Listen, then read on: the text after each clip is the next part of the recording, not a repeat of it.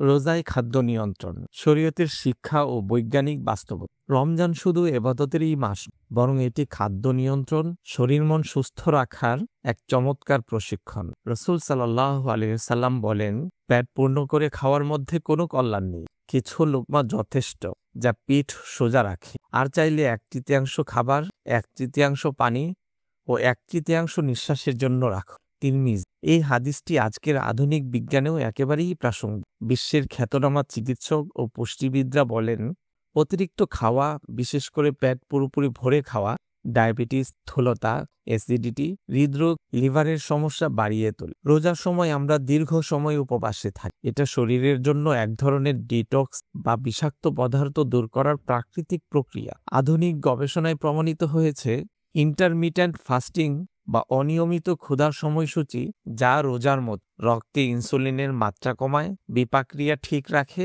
এবং ওজন নিয়ন্ত্রণে সাহায্য করে। রমজান আমাদের শিখায় কিভাবে কম খেয়েও পূর্ণ শক্তি নিয়ে জীবনযাপন করা যায়। যদি আমরা রোজার সংযম ও খাদ্য শৃঙ্খলা সারা বছর অনুসরণ করি, তবে তা শরীরের পাশাপাশি আত্মাকেও শুদ্ধ রাখে। সুতরাং রাসূল সাল্লাল্লাহু আলাইহি সাল্লামের খাদ্য সংযম শুধু ধর্মীয় আদর্শই নয়, এটি আধুনিক স্বাস্থ্যবিজ্ঞানেরও প্রমাণিত নীতি। আসুন এই সুন্নাহ ও বিজ্ঞানের সম্মিলিত শিক্ষাকে আমরা আমাদের জীবনে বাস্তবায়ন করে তুলি। ফুরিয়াল, বাংলাদেশের